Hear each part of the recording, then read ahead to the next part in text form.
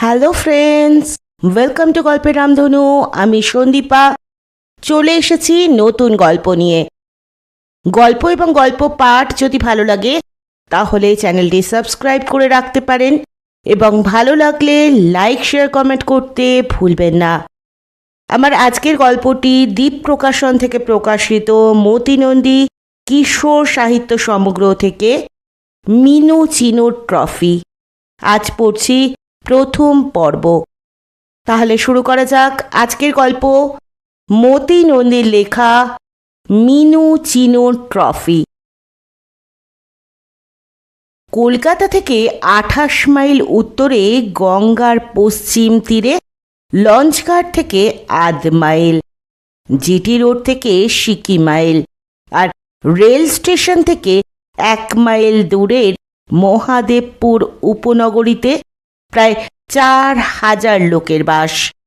মহাদেবপুর গড়েছে Mahadev jute and textile mills, সংক্ষেপে যাকে বলা হয় MJTM। তারই প্রতিষ্ঠাতা মালিক মহাদেব দাস মাধকিয়া।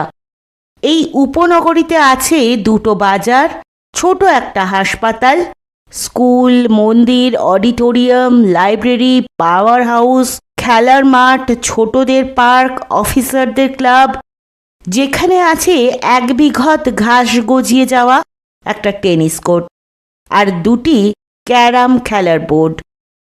মহাদেবপুর মোটামুটি স্বয়ংসম্পূর্ণ। এখানকার অনেক লোকেরই মোটর গাড়ি আছে, দরকার হলে চট করে কলকাতা ঘুরে আসতে পারে। মহাদেবপুরের পৌর ব্যবস্থা MGTM এর নিজস্ব, তাদেরই খরচে এবং তদারকিতে এর দেখভাল করা হয়। এজন্য আলাদা একটা বিভাগ আছে এবং এর সর্বোচ্চ কর্তা হলেন তন্ময় বসু মল্লিক। ইনি ঘোর কৃষ্ণবর্ণ, বলিষ্ঠ, দীর্ঘদেহী, চোখা নাকমুখ। দূরপাল্লার সাঁতারে নাম ছিল এবং অর্থনীতির MA। কলকাতা পৌরসভায় বছর 4 চাকরি করে ভারত স্বাধীন হওয়ার 2 বছর পরই মহাদেবপুরে আসেন। তন্ময় যেমন হাসি খুশি সরল, তেমনি গোয়ার প্রকৃতিরও। সাবেকি রাজনীতি মেনে চলতে অভ্যস্ত এমন পরিবারে তার জন্ম ও বেড়ে ওঠা। তিনি উদার মনের মানুষ, বড় চাকরি করলেও মেলামেশায় কোনো বাছ বিচার করেন না। তার স্ত্রী তপতী এলাহাবাদের মেয়ে, বাবা সেখানকার নামী উকিল ছিলেন। বাড়িতে টেনিস কোর্ট ছিল। ভাইদের সঙ্গে বাড়িতে, পরে কলেজে ও বিশ্ববিদ্যালয়ে টেনিস খেলেছেন। চ্যাম্পিয়নের 3-4টে ট্রফিও পেয়েছিলেন। সাইকেল চালিয়ে বন্ধুর বাড়ি যাওয়ার সময় একটা খ্যাপা ষাঁড়ের শিং থেকে বাঁচার জন্য তপতী রাস্তার পাশের নালায় সবেগে নেমে যাওয়ায় তার ডান পায়ের গোড়ালির হাড় কয়েক টুকরোয় পরিণত হয়। 2 বার অপারেশনের পর পা যৎসামান্য ছোট হয়ে যায় বলে একটু জোরে হাঁটলেই ধরা পড়ে তিনি খোঁড়া। স্বামী যতটা কালো, তপতী ততটাই ফর্সা। ক্লাবে অনেকেই রসিকতা করে ওদের পূর্ণিমা অমাবস্যা বলে ডাকে। শুনে ওরা দুজন হাসেন। স্বামীর মতো তপতীও জেদি, কিন্তু গোয়ার নন। কোনো লক্ষ্য একবার স্থির করে ফেললে যতক্ষণ না তা পূরণ হচ্ছে হাল ছাড়েন না। গোড়ালি ভাঙার পর বগলে ক্রাচ নিয়ে তাকে চলাফেরা করতে হতো।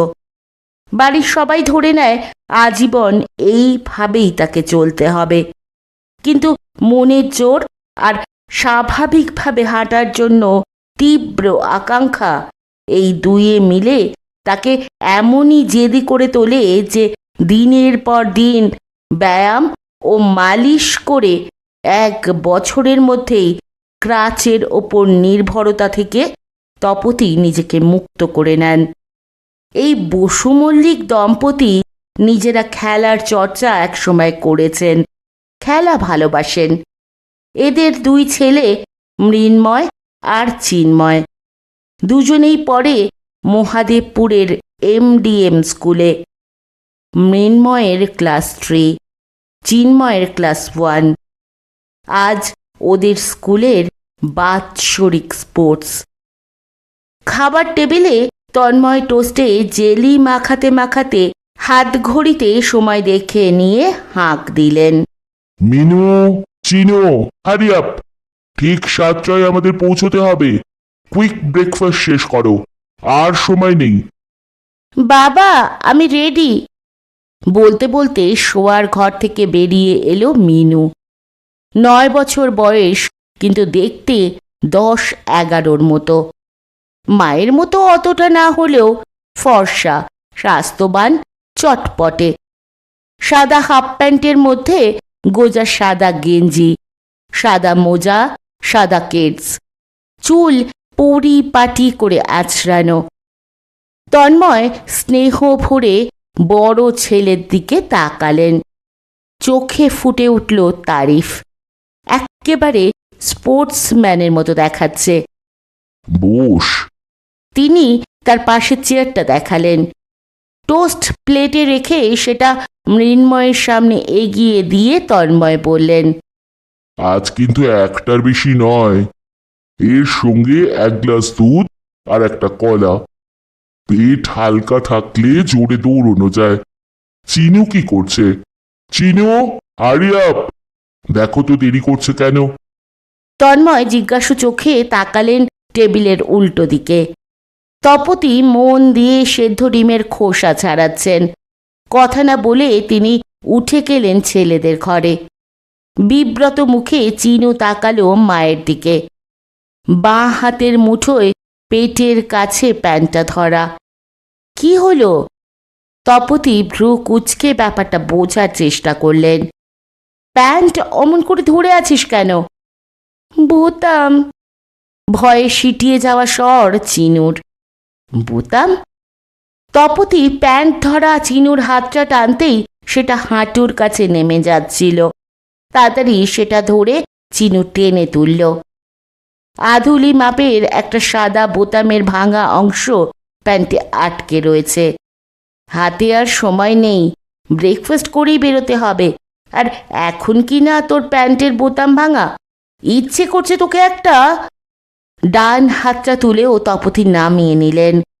অসহায় ফ্যাল ফ্যাল চোখে চিনু তাকিয়ে রয়েছে।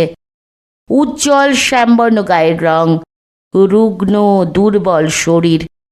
গেঞ্জি পরা না থাকলে ওর কণ্ঠা আর পাঁজরের হাড় দেখা যেত। পা দুটো সরু, দুটো হাতও তাই। তপতির চোখের রাগ ধীরে ধীরে মায়ায় ভরে এলো। স্কুল থেকে বলে দিয়েছে স্পোর্টসে সাদা প্যান্ট গেঞ্জি পরে যেতে হবে। দ্বিতীয় আর সাদা প্যান্ট নেই। চট করে যে লাগিয়ে দেবেন ওই মাপের তেমন বোতামও ঘরে নেই। কি করা যায় এখন? বৌদি, বরং একটা সেফটি পিন লাগিয়ে দাও।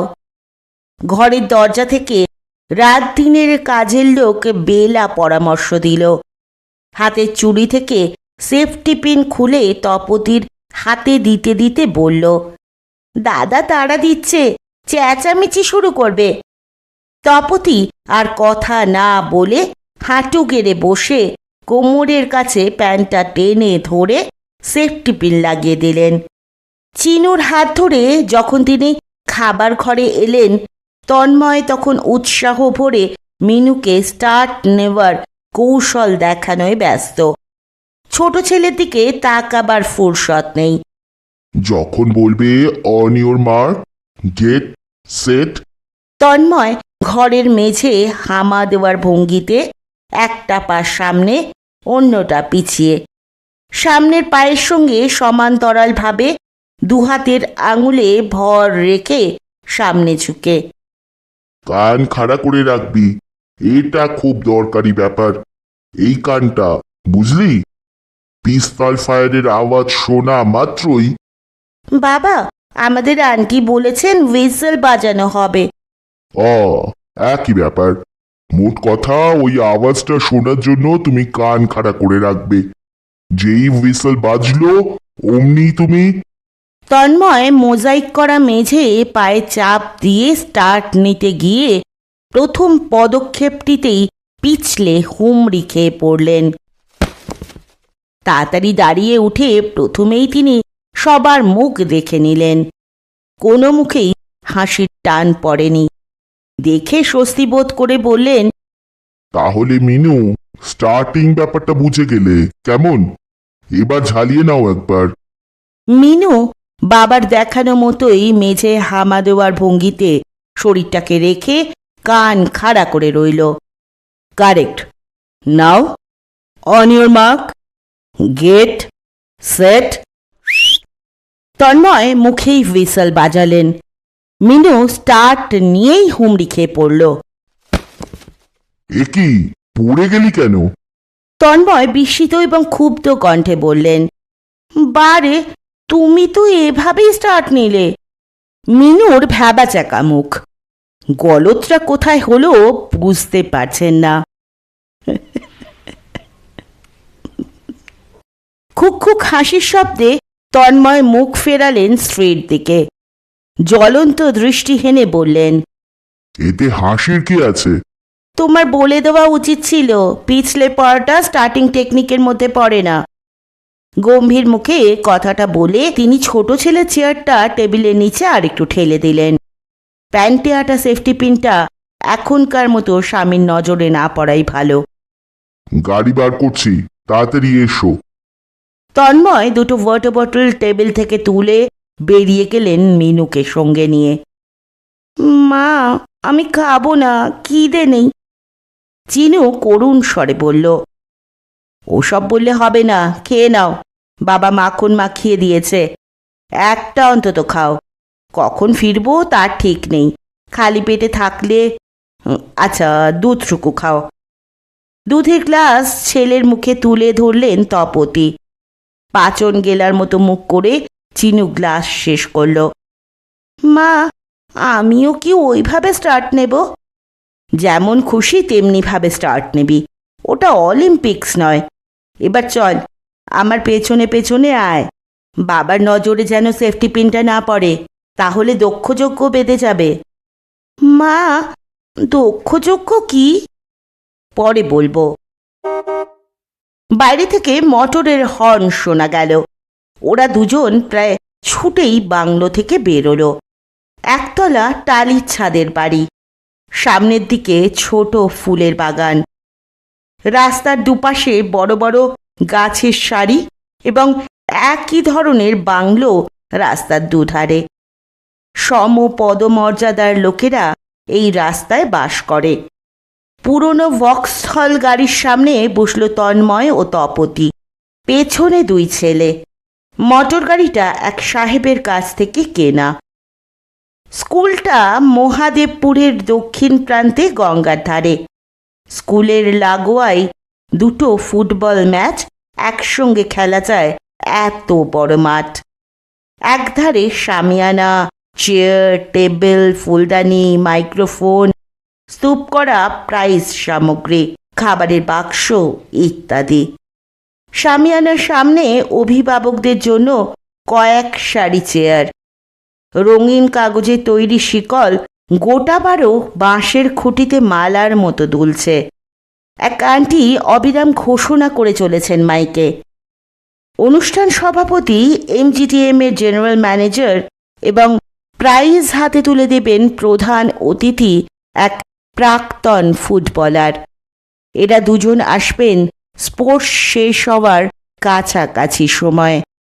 সারা মাঠে উদ্দীপনা, উৎসাহ, কেমন একটা উৎসব উৎসব ভাব। বসু মল্লিক দম্পতি দুই ছেলে নিয়ে যখন হাজির হলেন তখন স্পোর্টস শুরু হয়ে গেছে।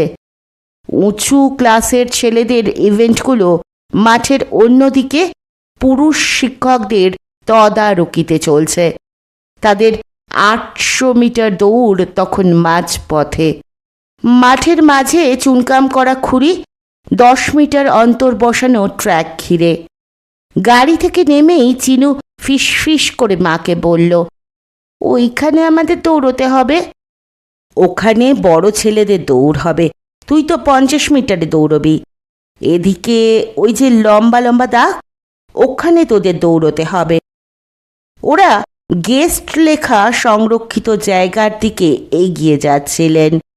তখন সুবেশা স্থূলকায়া এক মহিলা হাতছানি দিয়ে তপতিকে ডাকলেন। মিসেস বসু মল্লিক, আগে ওই টেবিলে বসা মিস দাসের কাছে গিয়ে জানিয়ে আসুন আপনার ছেলেরা এসেছে। কটা ইভেন্টে ওরা নামবে?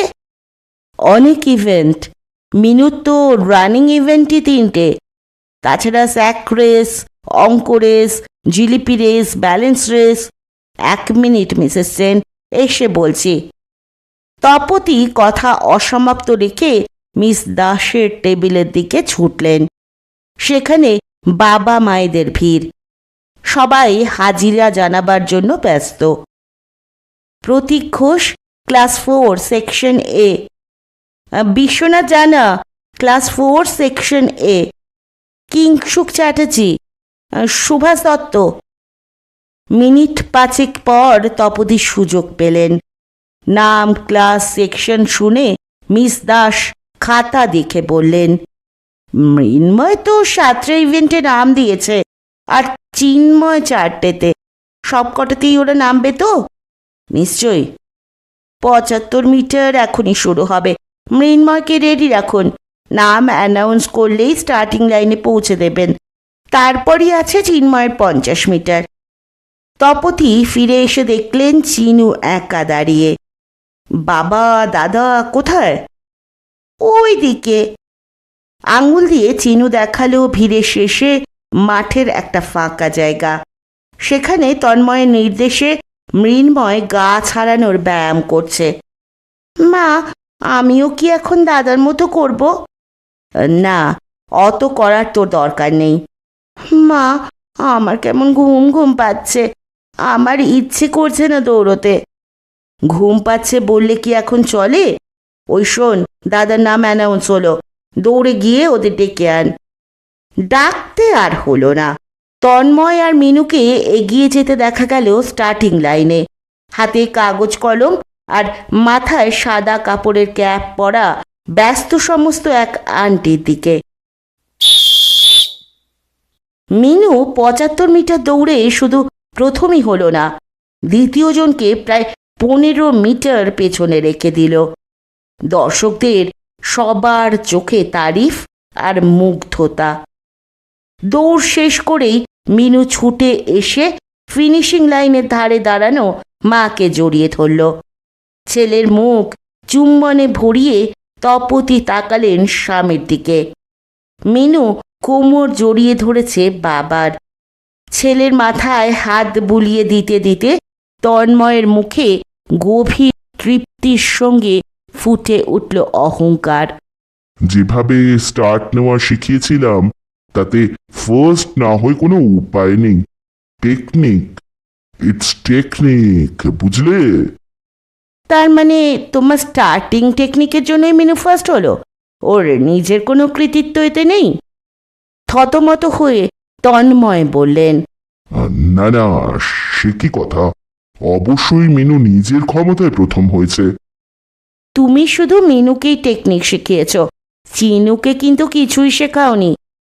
ওকে আর কি শেখাবো, একদমই বাচ্চা, তাছাড়া খুবই Dubla, very very weak. Tapati চুপ করে রইলেন। কথাটা খুবই সত্যি, তার ছোট ছেলে খুবই দুবলা। ক্লাস 1-এর 50 মিটার দৌড়ের জন্য যখন নাম ডাকা হলো, তপতি তখন চিনুকে স্টার্টিং লাইনে পৌঁছে দেওয়ার সময় বললেন, তুমি যেমন পারো তেমনই দৌড়িও, কেমন? এটা অলিম্পিক্স নয় যে গোল্ড মেডেল পেতেই হবে। মজা মনে করো এই দৌড়টাকে, তোমাকে ফার্স্ট হতে হবে না। চিনু কথাগুলোর কি অর্থ করল কে জানে, তবে ঘাড় নাড়ল। স্টার্টিং লাইনে সব প্রতিযোগী বাচ্চা ছেলে, তার মধ্যে চিনুকে তার রুগ্নতার জন্য আরও বাচ্চা দেখাচ্ছে। লাইনে দাঁড়িয়ে সে অসহায়ের মতো বারবার তাকালো মার দিকে। তপতি হাত নাড়লেন। শুরুর হুইসেল বেজে উঠতেই হৈ হৈ করে উঠল দর্শকরা, যার অধিকাংশই বাবা মা। উৎসাহ ভরে অনেকেই প্রতিযোগীদের সঙ্গে সঙ্গে ছুটতে লাগলেন দূরত্ব রেখে। দৌড় শুরু হতেই চিনু 10 মিটার মতো গিয়েই পেটের কাছে প্যান্টটা ধরে দাঁড়িয়ে মার দিকে তাকালো। তপতি হাত নেড়ে ওকে ছুটতে ইশারা করলেন। চিনু, দাঁড়িয়ে থেকো না, দৌড়ো। প্যান্ট মুঠোয় ভরে চিনু দৌড় শুরু করলো আবার, এবং সমাপ্ত করলো হাঁসফাঁস করতে করতে সবার শেষে পৌঁছে। সফল প্রতিযোগীদের মায়েরা ছুটে গেল ছেলেদের কাছে, তাদের জড়িয়ে ধরে আদর করতে লাগলো। চিনু দৌড় শেষ করে মুখ নামিয়ে দাঁড়িয়েছিল। তপতি পেছন থেকে ওকে জড়িয়ে ধরে ঝুঁকে কপালে চুমু দিয়ে বললেন, তুমি ফিনিশ করেছ, এতে আমি খুব খুশি হয়েছি। কাঁধের কাছে জামায় চোখ মুছে চিনু হাসল। সেফটি পিনটা খুলে গেল। তন্ময় এগিয়ে এসে বললেন, তুই ওভাবে দাঁড়িয়ে পড়লি কেন? তারপরই প্যান্টে আটা সেফটি পিনটার দিকে তার নজর পড়ল। এ কি, প্যান্টে ওটা কি? দোষটা আমারই। লন্ড্রি থেকে কেচে আসার পর লক্ষ্য করিনি বোতামটা ভেঙে গেছে। বেরোবার তাড়ায় আর সময় পাইনি নতুন বোতাম লাগাবার, তাই। তপতি অপরাধীর মতো মুখ করে বললেন। তারপরই গলায় উচ্ছ্বাস এলো। কিন্তু চিনুর রেসটা কেমন শেষ করলো বলো? Yes yes. চিনুর পিঠে হালকা চাপড় দিলেন তন্ময়। শেষ পর্যন্ত দৌড়েছে, রনে ভঙ্গ দেয়নি, এটাই তো চাই। মিনু, তোর নেক্সট ইভেন্টের কল দিচ্ছে। এরপর চিনুর কি আছে? বোধহয় জিলিপি রেস। মিনু চল, এটাতেও কিন্তু ফার্স্ট হতে হবে। ওরা দুজন চলে যেতেই চিনু মায়ের কোমর জড়িয়ে ফিস ফিস করে বলল, আমি আর নামবো না, আমার ভালো লাগছে না। সে কি, জিলিপি রেস কি মজার তা জানিস? দড়িতে জিলিপি ঝুলিয়ে দেবে, দৌড়ে গিয়ে লাফ দিয়ে দিয়ে কামড়ে ছিঁড়ে নিয়ে আবার ফিরে আসতে হবে। না মা, আমার ভালো লাগছে না, শুয়ে থাকতে ইচ্ছে করছে। চিনু অনুনয় করল। তপতি ছেলের কপালে হাত রেখে ভ্রু কোচকালেন। তোর গা তো বেশ গরম, জ্বর হয়েছে বোধহয়। থাক তাহলে, আর দৌড়োদৌড়ি করতে হবে না, আয় বসি। চিনুকে কোলে নিয়ে তপতি বসলেন একটা চেয়ারে। পেছন থেকে ঝুঁকে মিসেস সেন বললেন, আপনার বড় ছেলেটি খুব ভালো দৌড়েছে। মুখ ফিরিয়ে তপতি হাসলেন শুধু। মনে হয় সবকটাতেই ও ফার্স্ট হবে। তপতি আবার হাসলেন। আপনার ছোট ছেলের তখন হলো কি, দাঁড়িয়ে পড়ল কেন? প্যান্ট খুলে পড়ছিল, বোতামটা ভেঙে গেছে। ও, আমি ভাবলাম ঘাবড়ে গিয়ে। ওর সঙ্গে যারা দৌড়চ্ছিল তাদের স্বাস্থ্য তো খুবই ভালো। তপতির মাথা গরম হয়ে উঠল কথাটা শুনে। ভালো স্বাস্থ্য দেখে চিনু ভয় পেয়ে গেছিল, এমন একটা ধারণা হলো কি করে এই মহিলার। চিনু মায়ের বুকে মাথা রেখে চোখ বুজে জড়িয়ে ধরে রয়েছে। তপতি ওর মাথায়, গালে, পিঠে হাত বুলিয়ে দিতে দিতে বললেন, বাড়ি যাবি? চিনু মাথা নাড়ল। ছেলেকে নিয়ে তপতি উঠলেন। তন্ময়কে খুঁজে বার করে বললেন, চিনুকে বাড়ি নিয়ে যাব, পৌঁছে দাও, জ্বর জ্বর লাগছে। আমার মনে হয় এখনো শুয়ে থাকা দরকার।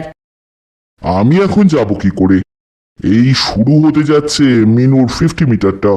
বরং তুমি গাড়ি নিয়ে চলে যাও, আমরা রায়চৌধুরীর গাড়িতে চলে যাব। তন্ময় গাড়ির চাবি তপতির হাতে দিয়ে ব্যস্ত হয়ে চলে গেলেন। তপতি গাড়ি চালান, তবে মহাদেবপুরের মধ্যেই। কলকাতা বা অন্য কোথাও যেতে হলে তিনি স্টিয়ারিং ধরেন না। জিটি রোডের ট্রাফিককে তিনি ভয় পান। বাড়ি যাওয়ার পথেই ডক্টর সিনহার কোয়ার্টার। তপতির মনে হলো চিনুকে একবার ওকে দিয়ে দেখিয়ে নেওয়া ভালো। ডাক্তার কোয়ার্টারে নেই, কলকাতায় গেছেন সপরিবারে। তপতি ফিরে এসে চিনুকে শুইয়ে দিলেন। থার্মোমিটারে তাপ মাপলেন, প্রায় 100 ডিগ্রি। ছেলেকে জড়িয়ে তিনিও শুয়ে পড়লেন। রীতিমতো হৈ হৈ করে তন্ময় ও মৃন্ময় বাড়িতে ঢুকল। Hip hip hurray! 3 cheers for Mrinmoy Basu Mallick! Hip hip hurray! Tanmoy বাড়ি কাঁপিয়ে তার উচ্ছ্বাস প্রকাশ করলেন। তপতি প্রায় ছুটেই বসবার ঘরে এলেন। বাবা আর ছেলের হাত ভর্তি কাপ, মোট 7টা। তার সঙ্গে একটা বাক্সে রূপোর মেডেল, চ্যাম্পিয়নের পুরস্কার। এছাড়াও একটা তোয়ালে, একটা কিট ব্যাগ, একটা ওয়াটার বটল আর সার্টিফিকেটগুলো। ও মা, মিনু তো বিপদে ফেলে দিল। এত কাপ এখন আমি রাখি কোথায়? তপতি ছেলেকে কাছে টেনে নিলেন। মিনুর মুখ লাজুক হয়ে উঠল। এই তো সবে শুরু। কাপগুলো টেবিলে সাজিয়ে রাখতে রাখতে তন্ময় বললেন, এবার থেকে বছর বছর গন্ডায় গন্ডায় কাপ মেডেল আসবে। এগুলো এখন এখানেই থাক, লোকে দেখুক। দাদা, একটা কাচের আলমারি তৈরি করিয়ে তাতে সাজিয়ে রাখুন, পরামর্শটা দিল বেলা। সেটা আমিও ভেবেছি। আসবার সময় রায়চৌধুরীর বউ তো আজ রাতে মিনুকে নেমন্তন্ন করেছে, পায়েস খাওয়াবে। চিনুকেও পাঠিয়ে দিতে বলেছে। চিনু যেতে পারবে না, জ্বর প্রায় 100। তপতি জানালেন। ডাক্তার দেখাতে হয় তাহলে। তন্ময় ব্যস্ত পায়ে ছেলেদের ঘরের দিকে চলে গেলেন। ঘুমন্ত চিনুর কপালে হাত দিয়ে চিন্তিত মুখে বললেন, সিনাকে কি একবার ডাকবো? ওরা সব কলকাতায় গেছেন। তুমি বরং কলকাতায় ফোন করে অপূর্ব বাবুর সঙ্গে একটা অ্যাপয়েন্টমেন্ট করো। চাইল্ড স্পেশালিস্ট দেখানো ভালো। হ্যাঁ দাদা, কলকাতার ডাক্তারই দেখান। চিনুর প্রায়ই জ্বর হয়, রাতে খুক খুক করে কাশেও। বেলা এসব জানে, কেননা রাতে এসে ছেলেদের ঘরের মেঝে শোয়। রায়চৌধুরীরা, শুভা এবং রাজেন বছরখানেক রয়েছে মহাদেবপুরে। মাস 6 মাত্র ওদের বিয়ে হয়েছে। ধনী পরিবারের সন্তান। Rajen textile engineer. মা আর বাবা মাঝে মাঝে এসে ছেলের কাছে থাকেন। রাজেন সাউথ ক্লাবে টেনিস খেলত। ক্যালকাটা হার্ড কোর্ট চ্যাম্পিয়নশিপে 2বার সেমিফাইনালে উঠে প্রেমজিৎ লাল নামে জুনিয়র ইন্ডিয়া চ্যাম্পিয়নের কাছে হেরে গেছিল। বেঙ্গল চ্যাম্পিয়নশিপের কোয়ার্টার ফাইনালে হেরে যায় আর এক তরুণ জয়দীপ মুখার্জির কাছে। অতঃপর রাজেন বুঝে যায় টেনিসে বড় খেলোয়াড় হওয়ার মতো প্রতিভা তার নেই। অতএব পড়াশোনায় মন দেওয়াই বুদ্ধিমানের কাজ হবে। টেনিস ছেড়ে দিলেও রাজেন ক্লাব ছাড়েনি। ছুটির দিনে মোটরে সে কলকাতায় যায় শুভাকে নিয়ে। এলগিন রোডে তার বাপের বাড়িতে পৌঁছে দিয়ে চলে যায় কাছেই সাউথ ক্লাবে। অল্প খেলা, আড্ডা বেশি, এবং পরদিন সকাল 6টার মধ্যেই মহাদেবপুরে ফিরে কাজে লেগে যাওয়া। এইভাবেই তারা কলকাতার সঙ্গে সম্পর্ক রেখে যাচ্ছে। আজ তারা কলকাতায় যায়নি স্কুলের স্পোর্টস দেখবে বলে। রাজেনের মা পায়েস রেঁধেছেন। বেলার সঙ্গে রাতে মিনু গেল পায়েস খেতে। অবশ্য পায়েসের সঙ্গে লুচি বেগুন ভাজাও ছিল। মিনুকে পৌঁছে দিয়ে বেলা ফিরল একটা বড় বাটি ভর্তি পায়েস নিয়ে। শুভাদির শাশুড়ি দিলেন। খাওয়ার টেবিলে বাটিটা রেখে বেলা জানিয়ে দিল। কার জন্য দিলেন? তন্ময় প্রশ্নটা করে চামচেতে খানিকটা পায়েস তুলে মুখে দিল। নলেন গুড় আর গোবিন্দভোগ চাল, ফার্স্ট ক্লাস। কতদিন যে টেস্ট করিনি এই গন্ধটা। কার জন্য আবার? সবার জন্যই দিয়েছেন। তপতি সতর্ক গলায় বললেন। ফার্স্ট ক্লাস শব্দ দুটির আড়ালে কি ইচ্ছে উকি দিচ্ছে সেটা অনুমান করতে তার অসুবিধে হয়নি। এইটুকু জিনিস কি করে সবাইকে দেবে তুমি? তন্ময় যেন একটু বেশি রকম অবাক হলেন। তার থেকে বরং কথা শেষ হওয়ার আগেই তপতি হাত তুলে তাকে থামিয়ে দিয়ে বেলাকে বললেন, দাদা আজ রাতে কষ্ট করে ওইটুকু পায়েস খেয়েই থাকবেন, ওর খাবারটা তুলে রাখো। মিনুকে ওদের বাড়ি থেকে কখন আনতে যাবে? আনতে যেতে হবে না, সুভাদি শ্বশুর বললেন পৌঁছে দেবেন। মিনু তো ওনার সঙ্গে দাবা খেলতে বসে গেছে। দাবা? দাবা? স্বামী স্ত্রী প্রায় একই সঙ্গে অবাক প্রশ্ন তুললেন। মিনু দাবা খেলতে পারে? তন্ময় স্ত্রীর কাছে জানতে চাইলেন। তপতি বললেন, আমি তো জানি না, কোনোদিন তো খেলতে দেখিনি। বিস্মিত তন্ময় চেয়ারে বসে পায়েসের বাটিটা টেনে নিয়ে একবার স্ত্রীর দিকে তাকালেন। একটু চেখে দেখবে নাকি? কালই আমি নলেন গুড় আর গোবিন্দভোগ চাল আনিয়ে পায়েস করে একা সব খাবো। তপতি ঘরে চলে গেলেন, ঝাঝালো স্বরে কথাগুলো বলে। থার্মোমিটারে চিনুর তাপ দেখলেন, একই রকম রয়েছে। মা, আমি কি পায়েস খাবো? দুর্বল স্বরে চিনু বলল। খাবে, তবে আজ নয়, আগে সেরে ওঠো। যদি ডাক্তারবাবু বারণ করেন? তাহলে খাবে না। কথাটা বলে তপতি কষ্ট পেলেন। পায়েস খাওয়ার ইচ্ছা কার না হয়, কিন্তু স্বাস্থ্যের জন্য, বিশেষ করে সন্তানের মঙ্গলের জন্য তিনি কঠোর হতে দ্বিধা করবেন না। যতদিন না ডাক্তারবাবু তোমায় পায়েস খেতে দিচ্ছেন ততদিন আমিও পায়েস খাবো না। কেন তুমি খাবে না? খাবো না এই জন্যই, আমার ছোট্ট চিনু পায়েস খেতে না পেয়ে কষ্ট পাচ্ছে। আমিও সেই কষ্টের ভাগ নেব, তাহলে চিনুর কষ্টটা অনেক কমে যাবে, তাই না? তপতির মনে হলো চিনুর জ্বর ক্লিষ্ট মুখে হালকা একটা হাসি ফুটে উঠল। যা, তুমি বাজে কথা বলছো। এইভাবে কি কষ্ট কমে? তোমার যখন পা ভেঙেছিল তখন তো তুমি বিছানায় শুয়ে থাকতে। তোমার মাও কি বিছানায় শুয়ে থাকতো তোমার কষ্টের ভাগ নিতে? সবার কষ্ট কি একরকম হয়? তুমি ছোট, তোমার কষ্ট এক রকমের। যখন আমার পা ভাঙে তখন তো আমি যথেষ্ট বড়, তাই আলাদা রকমের কষ্ট হতো। কি কষ্ট হতো তোমার? তপতি একটুক্ষণ ভাবলেন, তারপর বললেন, খুব ভোরবেলায় উঠে বাগানে গিয়ে দেখতুম ফুলের নতুন কোনো কুঁড়ি ফুটেছে কিনা। খালি পায়ে ভিজে ঘাসের ওপর হাঁটতুম। আমায় দেখলে টমি ছুটে এসে আমাকে ঘুরে ঘুরে লাফালাফি করত আর ল্যাজ নাড়ত। আমি তখন ছুটতুম, টমিও ছুটত। বিকেলে টেনিস খেলতুম দাদার সঙ্গে। বাবা তাড়াতাড়ি কোর্ট থেকে ফিরলে আমাদের সঙ্গে খেলতেন। এইসব কিছুই করতে না পারার জন্য কষ্ট হতো। মা, আমি টেনিস খেলবো তোমার সঙ্গে। তোমার তো একটা র্যাকেট আলমারিতে তোলা আছে, আমি দেখেছি। ওটা দেবে আমায়? নিয়ে কি করবি? বাইরে বাগানে গিয়ে দেওয়ালে বল মেরে মেরে খেলবো। আমাকে একটা টেনিস বল কিনে দেবে? দেব, এখন আর কথা নয় চিনু, এবার ঘুমো। দাদাকে একটা র্যাকেট কিনে দিও, তাহলে দুজনে খেলবো। কিনে দেব, এবার ঘুমো।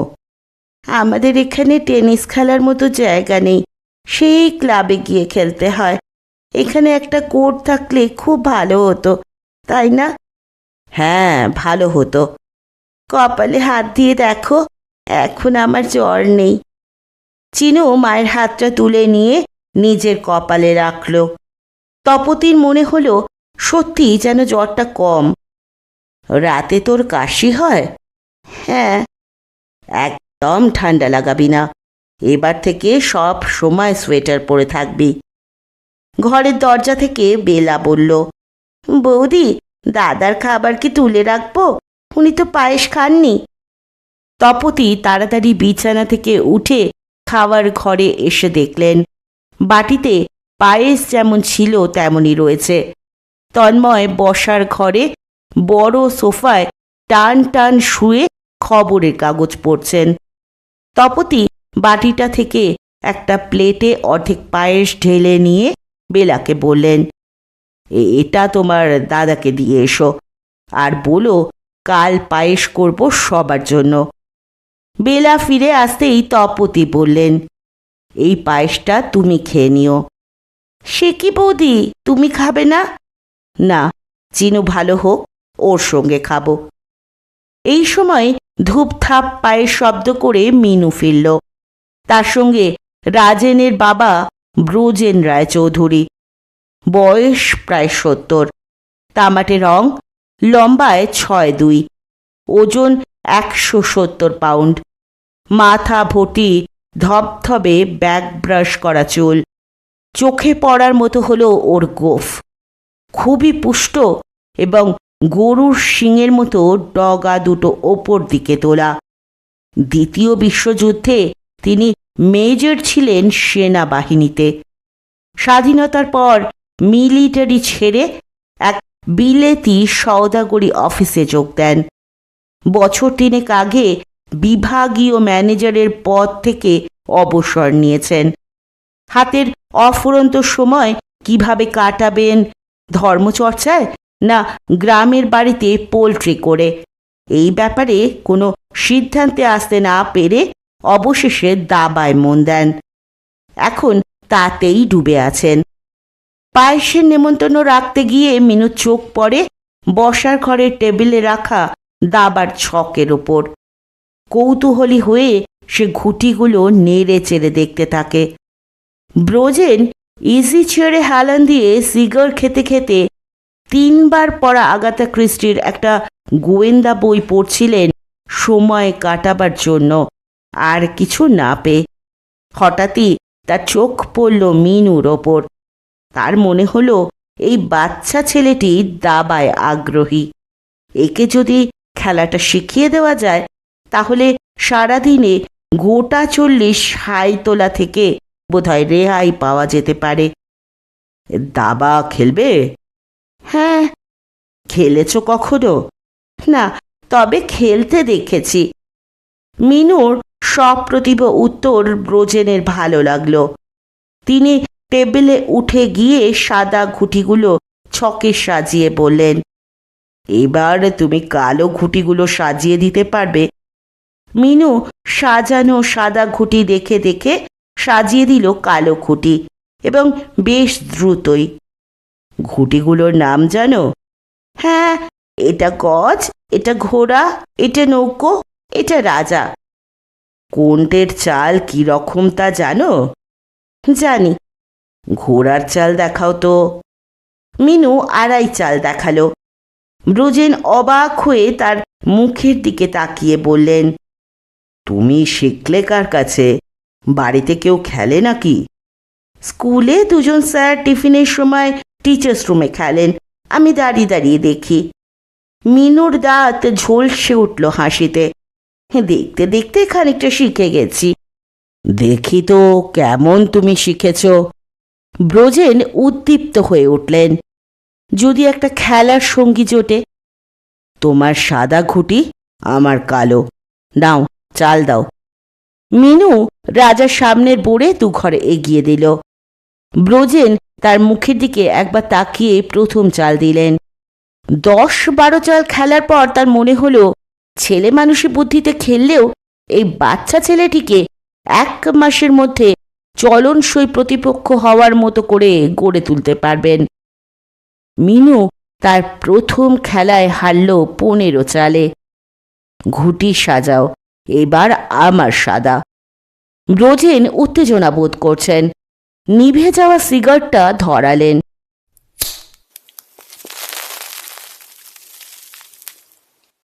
দাবা এখন থাক, ব্রজেনের স্ত্রী তাড়া দিলেন। খেয়ে নিয়ে বরং আবার বসো, লুচি ভাজতে শুরু করেছে বৌমা। খাওয়ার সময় ব্রজেন মিনুর পিঠে হাত রেখে সুভাকে বললেন, মিনু যে এত তাড়াতাড়ি খেলাটা ধরে ফেলবে ভাবতেই পারিনি। আমার একটা সমস্যা মিটে গেল বৌমা। মিনু আজ কত প্রাইজ পেয়েছে যদি দেখতেন। আপনার ছেলে বলছিল ও ন্যাচারাল অ্যাথলিট। যে খেলা ধরবে তাতেই ওপরে উঠবে। হবে নাই বা কেন? বাবা মা দুজনেই অল্প বিস্তর স্পোর্টসের মধ্যে ছিল। বাবা সাঁতারে, মা টেনিসে। পরিবারের আবহাওয়াও তো অনেক সাহায্য করে ছেলে মেয়েদের। তোমার এক ভাইকে দেখেছি, কি যেন নাম? ব্রজেন জানতে চাইল মিনুর দিকে তাকিয়ে। চিন্ময়, চিনু। কাকিমা, আমি আর একটা বেগুন ভাজা খাবো। ব্রজেন তারিফ ভরা স্বরে বললেন, মিনু তো দেখছি ভালো খাইয়েও। বৌমা, একটা নয়, দুটো বেগুন ভাজা আর লুচি চলবে তো? মিনু সম্মতি জানিয়ে মাথা নাড়ল। চিনু আজ কটা প্রাইজ পেল? ব্রজেন প্রশ্ন করলেন মিনুকে। একটাও না, জ্বর এসে গেল, একটায় নেমে আর নামেনি। শুভা বলল, বড় রুগ্ন ছেলেটা, খেলাধুলো ওর দ্বারা হবে না। খাওয়ার পর ওরা দুজন আবার খেলতে বসল।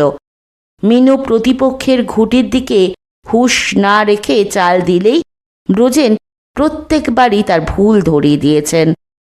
তুমি যে মন্ত্রীটা ওইখানে দিলে, কিন্তু লক্ষ্য করলে না আমার গজ ওই কোণ থেকে এসে একে মেরে দেবে। নাও, চাল ফিরিয়ে নাও, নতুন চাল দাও। আমি কিন্তু আর চাল ফেরত দেব না, বলে রাখলাম। মিনু একবার ঘোড়া দিয়ে একটা বোড়েকে খেতেই ঘোড়ার খালি করে দেওয়া ঘরে ব্রজেন তার মন্ত্রীকে তুলে মিনুর রাজাকে কিস্তি দিলেন।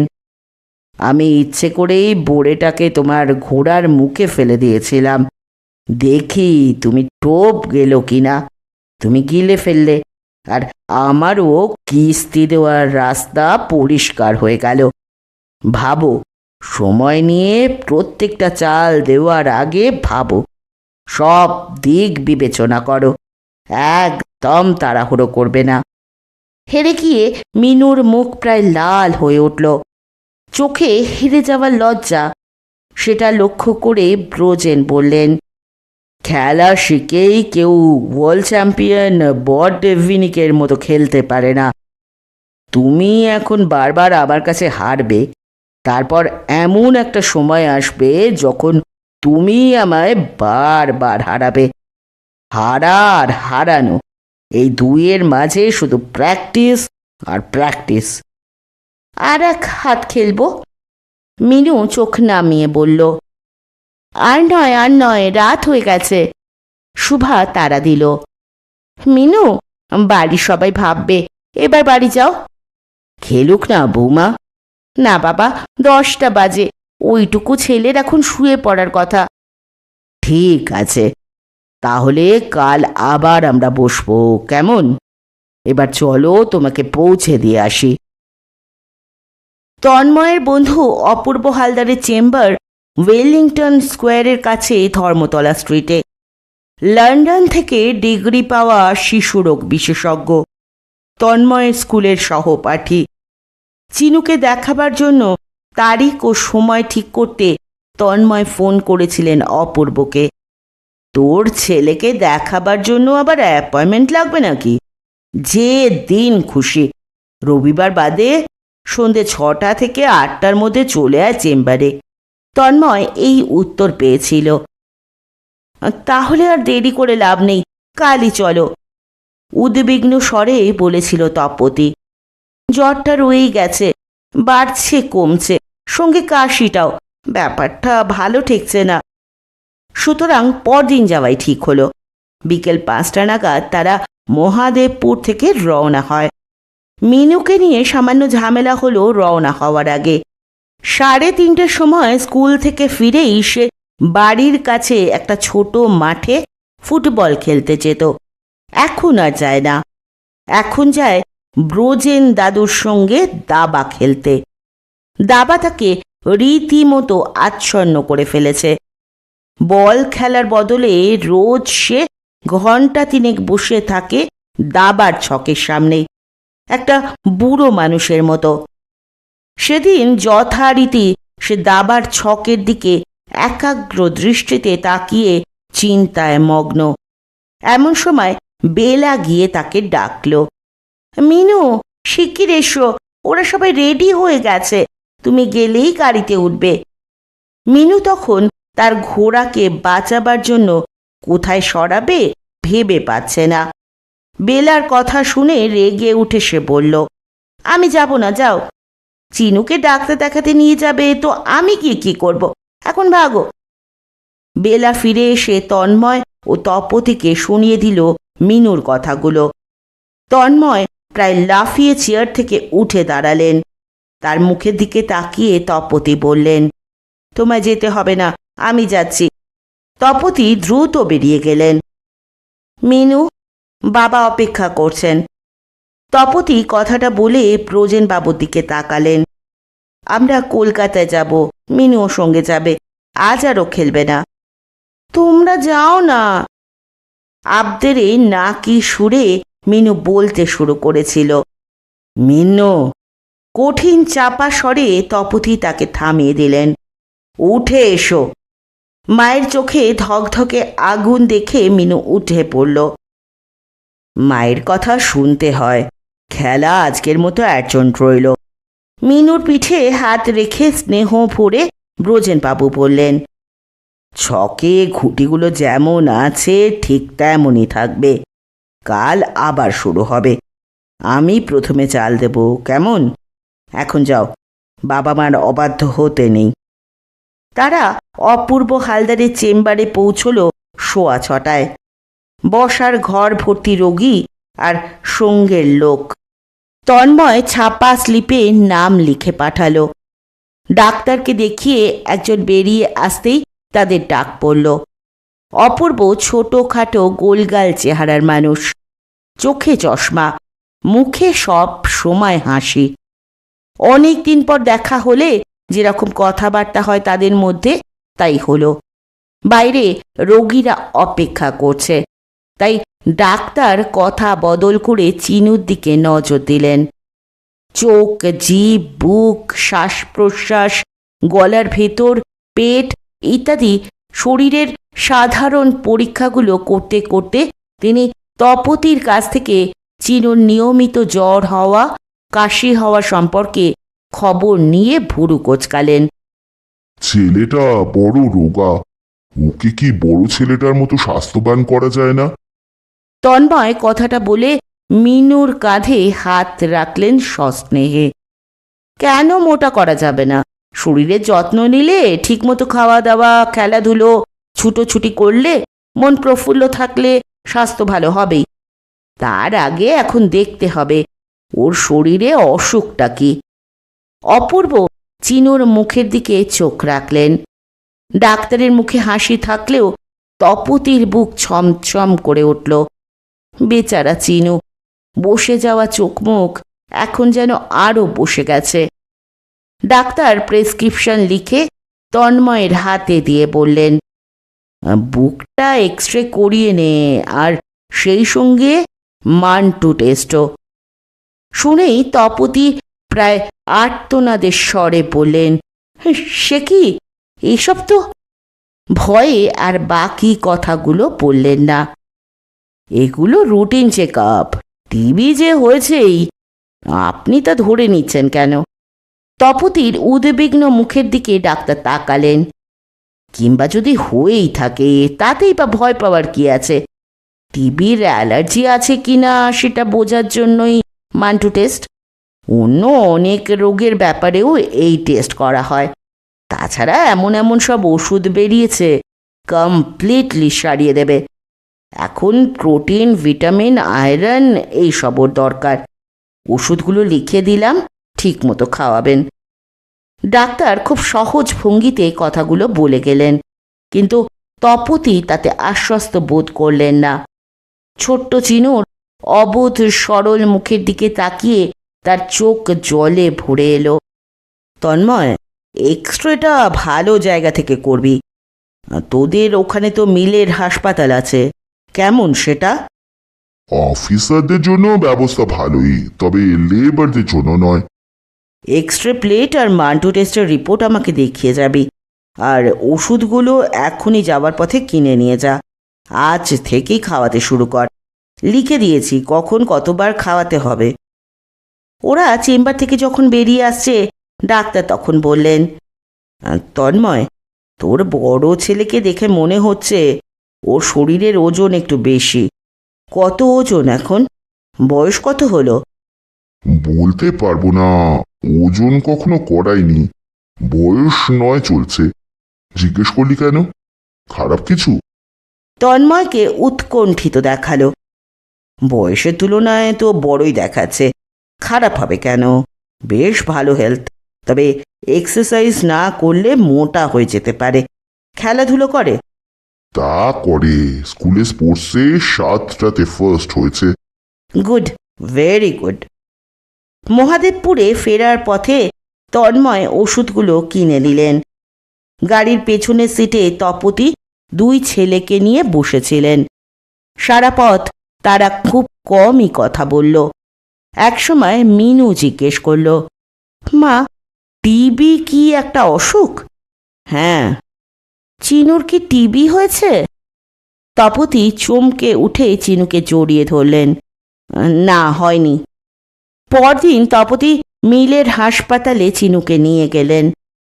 তাকে দেখে অল্প বয়সী ডাক্তার সিনহা অবাক হয়ে বললেন, কি ব্যাপার বৌদি, আপনি এখানে? কিছু হয়েছে নাকি? দাদা কোথায়? কারো কিছু হয়নি, সবাই ভালো আছে। শুধু আমার এই ছোট ছেলেটা ছাড়া। আপনাকে ভাই 2টো কাজ করে দিতে হবে। আপনার দাদার বন্ধু ডাক্তার হালদার কাল চিনুকে পরীক্ষা করে ওর বুকের এক্সরে আর মান্টু টেস্ট করাতে বললেন। তপতি প্রেসক্রিপশনটা বিস্মিত ডাক্তার সিনহার হাতে তুলে দিলেন। সেটা পড়তে পড়তে ডাক্তার বার 2 চিনুর দিকে তাকালেন। তপতিকে কিছু বলতে গিয়েও বললেন না। আপনি একটু বসুন, ব্যবস্থা করছি। ঘর থেকে ডাক্তার বেরিয়ে গেলেন এবং ফিরলেন মিনিট 5 পর। ওকে নিয়ে আসুন, আপনার ভাগ্য ভালো। এক্সরে মেশিনটা আজ সুস্থ আছে, 4 দিন ধরে কাজ করছিল না। চিনুর বুকের ছবি নেওয়া হলো। ডাক্তার ওর বাঁ হাতের পুরো বাহুতে ছুঁচ ফুটিয়ে ওষুধ ঠুকিয়ে হাতের সেই জায়গাটায় একটা টাকার মাপের বৃত্ত এঁকে দিলেন কালি দিয়ে। বৃত্তের মধ্যে চামড়ার রং বদলায় কিনা বা ফুলে ওঠে কিনা সেটা 3 দিন লক্ষ্য করতে হবে।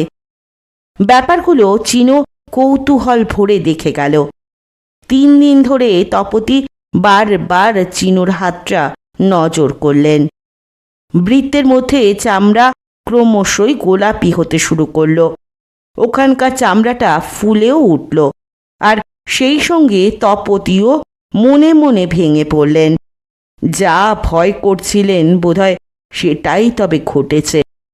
এবার আর নিজে নয়, তন্ময়কে তিনি চিনুর সঙ্গে পাঠালেন হাসপাতালে। গম্ভীর মুখে 1/2 ঘন্টা পর তন্ময় ফিরলেন ডাক্তার সিনহার মান্টু টেস্ট রিপোর্ট পকেটে নিয়ে। কি লিখেছে রিপোর্টে? ব্যাকুল তপতি জিজ্ঞেস করলেন। যা ভয় করেছিলে তাই, পজিটিভ। কালই ওকে অপূর্বর কাছে নিয়ে যাব। দেরি করব না চিকিৎসা শুরু করতে। তন্ময় অধৈর্য কণ্ঠে বললেন। এক্সরে থেকে চিনুর ফুসফুসে সামান্য একটা স্পট পেয়েছিলেন ডাক্তার হালদার। তন্ময়কে তিনি বললেন, খাওয়ার ওষুধগুলো লিখে দিচ্ছি, ইঞ্জেকশন ওখানকার ডাক্তারকে দিয়ে নিবি। 3 মাস পর আবার এক্সরে করিয়ে আমাকে দেখাবি। একদম ভয় পাবি না, ওর যা হয়েছে সেটা প্রায় কিছুই নয়। এছাড়াও তিনি চিনুর খাওয়া, থাকা, পোশাক, ঘোরাফেরা ইত্যাদি বিষয়ে কি কি যত্ন নিতে হবে তাও তন্ময়কে বলে দেন। এরপরই বসু মল্লিক পরিবারে একটা পরিবর্তন এসে গেল। আলো বাতাস রোদ আসে এমন ঘরে চিনুর থাকা দরকার, আর সেরকম দক্ষিণ পূব খোলা ঘর বাড়িতে একটাই, বসবার ঘর। তপতি বললেন, দরকার নেই আমার বাইরের লোকজন আসার, তাদের বসাবার জন্য ঘর। চিনু ওই ঘরেই থাকবে। তন্ময় তাতে সায় দিয়ে বললেন, সোফা টোফাগুলো খাওয়ার ঘরে নিয়ে যাচ্ছি, কেউ এলে ওখানেই বসবে। পরিবর্তন এলো খাওয়ার ব্যাপারেও। শুধু চিনুর জন্যই নয়, মিনুর জন্য দুধ, মাখন, ছানা, ডিম, ভেজানো ছোলা মটর, বেড়ে গেল ডাল ও সবুজ শাক পাতা, ডাঁটা, মাটির নিচে জন্মানো আনাজ, পেয়ারা, কলা বা মরশুমি ফল। মাছের পরিমাণও বাড়ল। সপ্তাহে 3 দিন চিকেন স্টু। রোগটা ছোঁয়াছে। আমার মনে হয় আলাদা বাসন থাকা দরকার চিনুর জন্য। তন্ময়ের এই কথায় সায় দিলেন তপতি। সাবধানের মার নেই, বাড়িতে আরও একটা ছেলে রয়েছে। অতঃপর চিনুর জন্য প্লেট, গ্লাস, বাটি ইত্যাদি কেনা হলো। একদিন রাত্রে সকলের খাওয়া দাওয়ার পর চিনুকে ঘুম পাড়িয়ে তন্ময় ও তপতি খাওয়ার ঘরে বসে কথা বলছিলেন। এবার থেকে জল ফুটিয়ে খাওয়াই উচিত। এখানে ট্যাঙ্কের যে জল, তাতে কত যে ব্যাকটেরিয়া। তপতির কথাটাকে সমর্থন করলেন তন্ময়। যদিও তিনি মহাদেবপুরের পৌর বিভাগের কর্তা, তবু তিনি জলের পরিশুদ্ধতায় পুরো আস্থা রাখেন না। আমাদের এখন মনে প্রাণে ছেলেদের স্বাস্থ্যের কথাটা ভাবতে হবে। কে ভেবেছিল এমন একটা রোগ, যেটা না খেতে পাওয়া অস্বাস্থ্যকর জায়গায় থাকা লোকেদেরই হয়, সেই রোগ কিনা আমার ছেলের হলো। তন্ময়ের গলায় ক্ষোভ আর অসহায় ক্রোধ। কেন হবে চিনুর? কেন? কেন? এবার থেকে একটা রোগকেও আর বাড়িতে ঢুকতে দেব না। সাধ্যে যতটা কুলোয় আমি চেষ্টা করে যাব। সেজন্য তাহলে খরচ করতে হবে। তপতি দ্বিধা ভরে বললেন। সংসারটা তাকেই চালাতে হয় এবং সেজন্য নির্ভর করতে হয় স্বামীর বাঁধা বেতনের ওপর। করব খরচ। ছেলে দুটোই তো আমাদের সবকিছু। ওদের সবল সুস্থ রাখা, লেখাপড়া শিখিয়ে 10 জনের একজন করে তোলা, এজন্য আমার শেষ কপর্তকও খরচ করব। কথাগুলো বলে তন্ময় এমনভাবে তপতির দিকে তাকালেন যেন জটিল একটা অঙ্ক কষে ফেলে ফলটা ঠিক হয়েছে কিনা জানতে চাইছেন। এজন্য আমাদের কষ্ট করতে হবে। তপতি শান্ত স্বরে বললেন। হবেই তো। কষ্ট না করলে কি সফল হওয়া যায়? তন্ময় উত্তেজিত হয়ে তালুতে ঘুষি বসালেন। দেখো, আমার মনে হচ্ছে মিনুর ওই দাবা খেলাটা বন্ধ করতে হবে। এটা নেশার মতো ওকে পেয়ে বসেছে। আগে বিকেলে মাঠে খেলতে যেত, এখন যায় না। এইটুকু ছেলের পক্ষে ঘন্টার পর ঘন্টা বসে থাকাটা ভালো নয়। তা তো নয়, কিন্তু করবোটা কি? তন্ময়কে অসহায় দেখালো। কিছু একটা তো করতে হবে। তপতির স্বরে দৃঢ়তা ফুটে উঠল। প্রতিদিনের মতো মিনু আর চিনুকে নিয়ে তপতি ভোরে বেড়াতে বেরিয়েছেন। রোজই তারা হাঁটতে হাঁটতে গঙ্গার ধারে যায়। পিচ ঢালা রাস্তাটা ফেরিঘাটে শেষ হয়েছে। সেখানে একটা কাঠের বেঞ্চে তারা বসে। ভোরের নির্মল বাতাস নদীর ওপর দিয়ে এসে তাদের শরীরকে তাজা করে তোলে। বুক ভরে তারা টাটকা বাতাস জমা করে। ফেরার সময় মিনু দৌড়োয়। তখন চিনু বলে, মা, দাদার সঙ্গে আমিও দৌড়ে বাড়ি যাব। তপতি ওকে দৌড়তে দেন না। আগে ডাক্তারবাবু বলুন, তারপর। কিন্তু আজ চিনু বায়না ধরল, সে দৌড়বেই। কি ভেবে তপতি বললেন, আচ্ছা, কিন্তু জোরে নয়। মিনু লম্বা কদমে জোরেই ছুটতে শুরু করল। তার পেছনে চিনু। ভোরের নির্জন রাস্তায় তখন গাড়ি চলা শুরু হয় না। ওরা নিশ্চিন্তেই ছুটছিল। বড় রাস্তা থেকে বাঁদিকে বেঁকে ওরা একটা সরু রাস্তায় ঢুকে গেল। তপতি হাঁটার বেগ বাড়ালেন ছেলেরা তার দৃষ্টি থেকে অদৃশ্য হতেই। মিনুর অনেক পেছনে চিনু। রাস্তার দুধারে মিলের ব্যারাক। কম মাইনের শ্রমিকরা এখানে থাকে। একতলা টানা লম্বা বাড়িগুলো ছাড়িয়ে কিছুটা ফাঁকা মাঠ। তার ডান দিকে ফিরে আবার একটা চওড়া রাস্তা।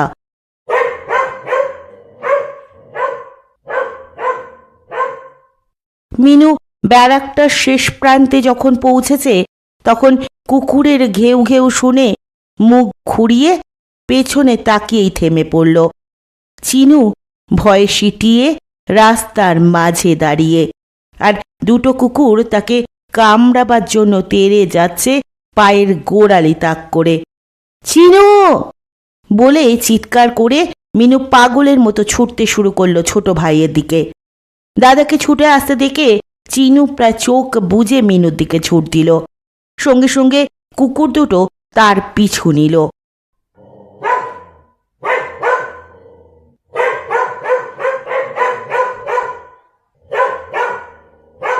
মিনু যখন জড়িয়ে ধরল ভাইকে, একটা কুকুর তখন চিনুর কেটসে প্রায় দাঁত ছুঁইয়ে ফেলেছে।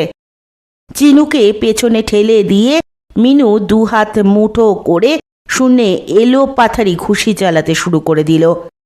কুকুর দুটো আর না এগিয়ে দাঁত বার করে বারবার তেড়ে যেতে লাগলো।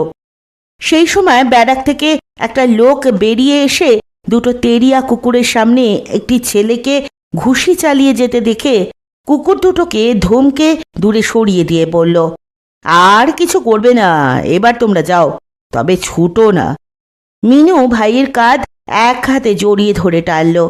ভয় কিরে, আমি থাকতে ভয়ের কিছু নেই, চল এবার হেঁটে হেঁটে যাই, খানিকটা গিয়ে আবার দৌড়বো। চিনু থরথর করে কাঁপছে, ভয়ে ফ্যাকাশে মুখে, রক্ত তখনও ফিরে আসেনি। দাদার হাত আঁকড়ে ধরে বলল, কামড়ে আমার মাংস খুবলে নিত না রে। অত সোজা যেন, খোবলাবো বললেই যেন খোবলানো যায়। টেনে এমন একটা লাথি মারতাম যে দাঁতগুলো ভেঙে যেত। মিনু লাথি ছুঁড়ে দেখালো, তাচ্ছিল্যে ঠোঁট বেঁকালো। দাদা, তুই মাকে বলে দিবি না তো? বললে কি হয়েছে? মা তাহলে আমায় আর ছুটতে দেবে না। তাহলে ছোট আমার সঙ্গে, না ছুটলে অসুখ সারবে না। ঘটনাটার কথা তপথি জানতে পারেননি, তার বদলে জানতে পারলেন আর একটা কথা। যেভাবেই হোক চিনুর অসুখটার কথা গোপন করা সত্ত্বেও অনেককেই জেনে গেছিল। একদিন মিনু স্কুল থেকে ফিরে এসে তপতিকে বলল, জানো মা, সুব্রত আজ আমার ওয়াটার বটল থেকে জল খেলো না। কেন? তুই জল দিতে গেছলি কেন? ও আজ ওয়াটার বটল নিয়ে যেতে ভুলে গেছিল। ক্লাসে ওর খুব তেষ্টা পেয়েছিল, তাই দিলীপের কাছে জল চাইল। আমি বললুম আমারটা থেকে খা। ও বলল, তোর ওয়াটার বটল থেকে জল খাবো না, তোদের বাড়িতে ক্ষয় রোগের রোগী আছে, তোর জল খেলে আমারও ক্ষয় রোগ হবে। আমি জিজ্ঞেস করলাম, ক্ষয় রোগ কাকে বলে? ও বলল, ক্ষয়ে ক্ষয়ে ভ্যানিশ হয়ে যায় বলে এর নাম ক্ষয় রোগ। হ্যাঁ মা, সত্যি চিনু ভ্যানিশ হয়ে যাবে? শুনতে শুনতে তপতির চোখে জল এসে গেল। কথাগুলো নিশ্চয়ই সুব্রত বাড়িতে শুনেছে বলেই বলেছে। বাড়ির লোকেরা কি নিষ্ঠুরের মতো এইসব কথাবার্তা বলেছে। সুব্রত মজুমদারের মা প্রতিভা খুবই অমায়িক, মিষ্টভাষী। প্রায়ই স্বামীর সঙ্গে অফিসার্স ক্লাবে যান, সেখানে গল্পের আসর বসান। তপতিকে দেখলেই বলেন, এই যে পূর্ণিমা, তোমার অমাবস্যাটি কোথায়? গরম লোহার শিকের মতো ভ্যানিশ শব্দটা ঢুকে গিয়ে তপতির মাথাটা গরম করে দিল। একটা জেদ তাকে ধীরে ধীরে পেয়ে বসল। তিনি স্থির করলেন আজই ক্লাবে যাবেন এবং চিনুকে সঙ্গে নিয়ে। সন্ধ্যার পর বসু মল্লিকরা চিনুকে নিয়ে ক্লাবের সামনে ভক্স হল থেকে নামলেন, সঙ্গে ফুটনো জলে ভরা ওয়াটার বটল। মিনুকে তারা সঙ্গে আনেননি। ক্লাবের লনে ছোট ছোট টেবিল ঘিরে চেয়ার, 10-12টি দম্পতি এবং তাদের বাচ্চা ছেলেমেয়েরা চেয়ার ভরিয়ে রেখেছে। একটা টেবিল ঘিরে 5 জন মহিলা, তাদের মাঝে প্রতিভা মজুমদার হাত নেড়ে নেড়ে ভ্রু নাচিয়ে কথা বলে যাচ্ছেন। বাকি 4 জন মুগ্ধ হয়ে শুনছেন। তপতি আর তন্ময়কে দেখে প্রতিভা আজ আর হাত তুললেন না, ফিসফিস করে অন্যদের কি যেন বললেন। সকলেই মুখ ঘুরিয়ে বসু মল্লিকদের দিকে তাকালো। লনের মাঝখানে লোহার পোস্টের মাথায় উজ্জ্বল বিদ্যুতের আলো, তার নিচে একটা ফাঁকা টেবিলে ওরা বসলেন। বেয়ারা এলো কিছু খাবে কি না জানতে। কি আছে আজ? তন্ময় জানতে চাইলেন।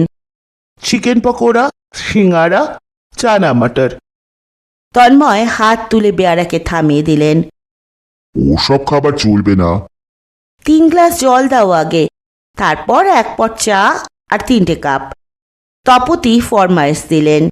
তারপর চিনুকে বললেন, যা দোলনায় চড় গিয়ে। একধারে 2টি দোলনা, স্লিপ এবং সিশ রয়েছে বাচ্চাদের খেলার জন্য। কিছু বাচ্চা খেলছে, দোলনায় দুলছে 2টি মেয়ে। চিনু গিয়ে দোলনার পাশে অপেক্ষা করতে লাগলো। হঠাৎই প্রতিভাদের টেবিল থেকে একজন চেঁচিয়ে উঠল, শিলু, শিগগির চলে এসো এখানে। কিন্তু শিলু নামের মেয়েটি মায়ের কথা অগ্রাহ্য করে দুলেই চলল। তার মা উঠে গিয়ে দোলনা থামিয়ে শিলুর গালে চড় কষিয়ে টানতে টানতে নিয়ে এলেন। খালি দোলনাটায় চিনু উঠতে পারছিল না। তপতি উঠে গিয়ে তাকে বসিয়ে দিয়ে দোল দিতে লাগলেন। মিনিট 5 পর ছেলেকে নিয়ে টেবিলে ফিরে এলেন। বেয়ারা চা ও জল দিয়ে গেছে। একটা গ্লাস থেকে জল ফেলে দিয়ে বাড়ি থেকে আনা জল তাতে ভরে চিনুকে বললেন, একটু জল খা। চিনু যখন জল খাচ্ছে, তপতি আর চোখে দেখলেন প্রতিভা তাদের দিকে তাকিয়ে রয়েছেন। 3টি কাপে তিনি চা ঢাললেন, তবে একটিতে যৎ সামান্য। সেটি চিনুর দিকে এগিয়ে দিয়ে বললেন, 1 চুমুক ব্যাস। জীবনে চা খায়নি চিনু। সে অবাক হয়ে মায়ের দিকে তাকালো। যা বলছি কর, ঠিক 1 চুমুক। চিনু তাই করল। তপতি আর চোখে তাকালেন আবার এবং মনে মনে হাসলেন। সেই সময় ক্লাবে ঢুকল রাজেন এবং শুভা। বসু মল্লিকদের দেখতে পেয়ে তাদের টেবিলেই ওরা এসে বসল। বেয়ারা এলো। কি খাদ্য আছে জানতে চাইল রাজেন এবং শুনে নিয়ে সে তন্ময়কে বলল, দাদা, তাহলে পকোড়াই আনাই। বৌদি, সিঙ্গারা চলবে? না। হেসে তপতি বললেন, কোনোটাই না। সে কি, আমি তো আপনাদের খেতে দেখেছি বলে মনে হচ্ছে। যে খাবার আমার ছেলেদের খেতে দিই না, সে খাবার এখন আমরাও খাচ্ছি না। তন্ময় উত্তর দিলেন। আসলে চিনুর এই অসুখটাই আমাদের সচেতন করে দিয়েছে। আমাদের মানে ছেলেদের স্বাস্থ্যের ব্যাপারটা। ওদের ভালো স্বাস্থ্য গড়ে দেওয়ার কাজে আমরা নেমেছি। সেজন্য কিছু বিধি নিষেধ আমরা মানছি। তার মধ্যে রয়েছে এই খাওয়ার ব্যাপারটা। মুখরোচক এইসব খাবার ওদের খেতে দিই না, সেজন্য আমরাও খাই না। তন্ময় হাসতে শুরু করলেন। দারুণ কাজে নেমেছেন তো।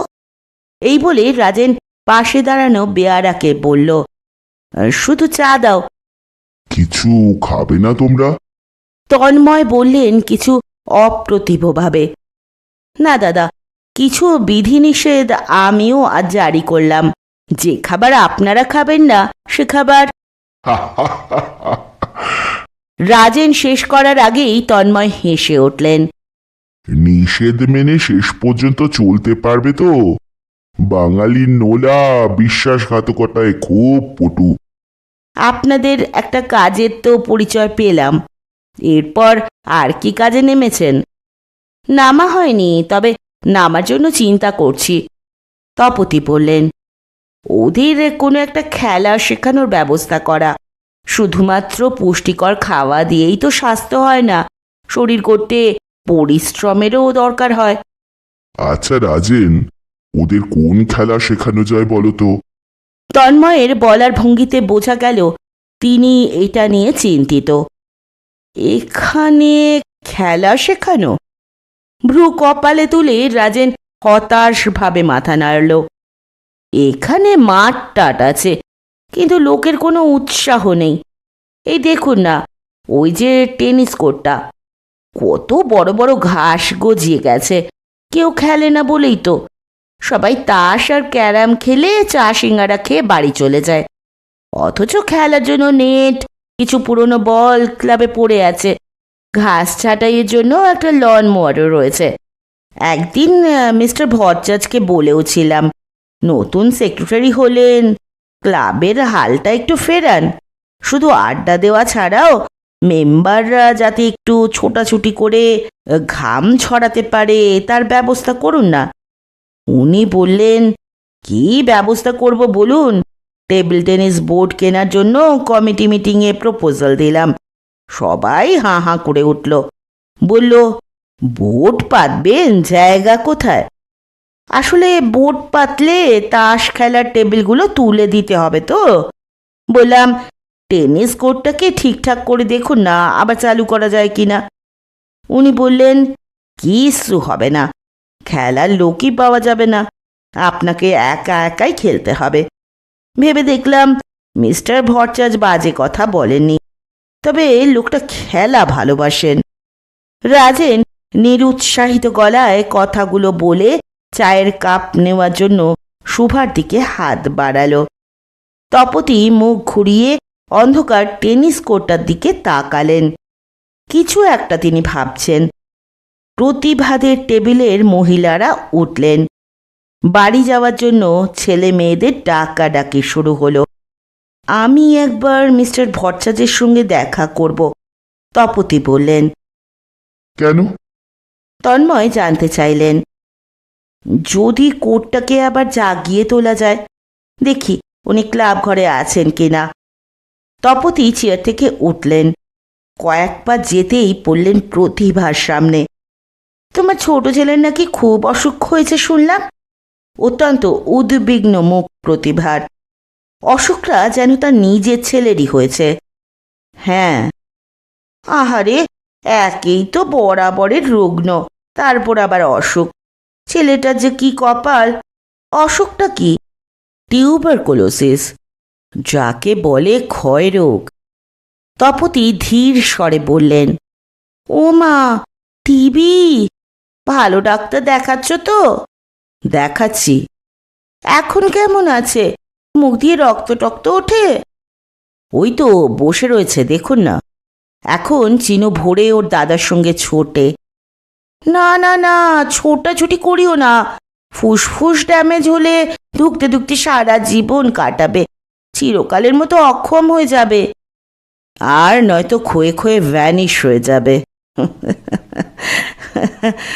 তপতি হাসতে শুরু করলেন। প্রতিভা সন্ধিহান চোখে তপতির হাসি দেখতে দেখতে গম্ভীর হয়ে গেলেন। যাই, দেরি হয়ে যাচ্ছে বলে প্রতিভা হনহনিয়ে এগিয়ে গেলেন।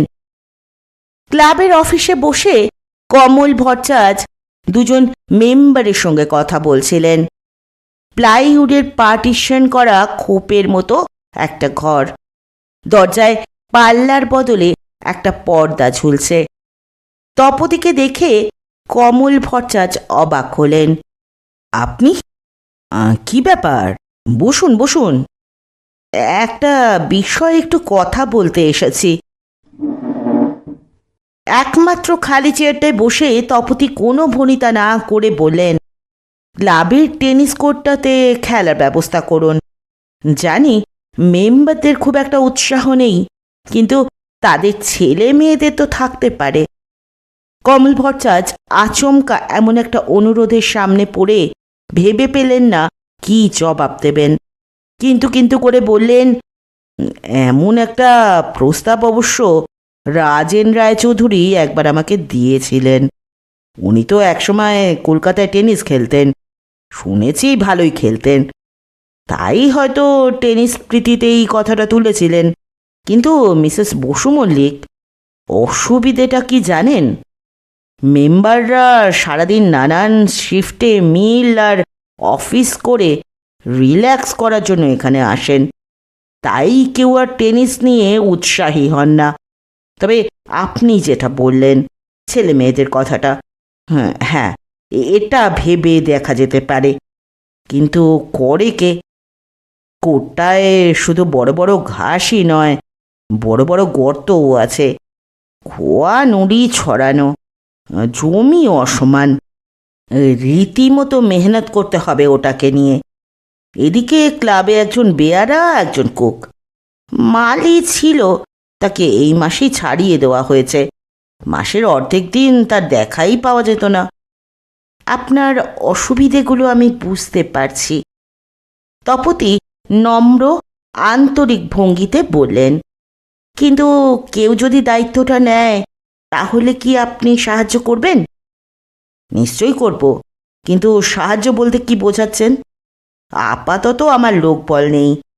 বেয়ারা কি কুক মাঠের কাজ করবে না, বললে তাদের দিয়ে করাতে পারবো না। অর্থ বলো তেমন নেই যে লোক ভাড়া করতে পারবো। নামেই অফিসার্স ক্লাব, অর্ধেক মেম্বারই 3-4 মাসের চাঁদা বাকি ফেলেছেন।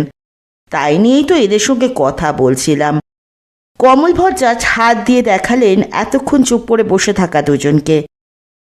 লোকজন বা টাকা কিছুই দিতে হবে না, শুধু কোদাল, ঝুড়ি, বালতি, জল এইসব, আর লন মোয়ারটা দিলেই হবে। মোয়ারটা খারাপ হয়ে পড়ে আছে, একটা চাকা আর কি যেন ভেঙেছে, সে আমি সারিয়ে নেব। তাহলে আপনি অনুমতি দিচ্ছেন? অবশ্যই, যদি দায়িত্ব নিয়ে কোর্টটাকে উদ্ধার করতে পারেন তাহলে সত্যিই একটা কাজের কাজ হবে। কিন্তু মিসেস বসু মল্লিক। কমল ভট্টাচ থেমে গলা নামিয়ে বললেন, খেলার জন্য লোক পাবেন তো? নেটের দুধারে দাঁড়াবার জন্য ইতিমধ্যেই দুজনকে পেয়ে গেছি, আমার বড় ছেলে আর আমি। শুনছিলেন মতি নন্দীর লেখা মিনু চিনু ট্রফির প্রথম পর্ব।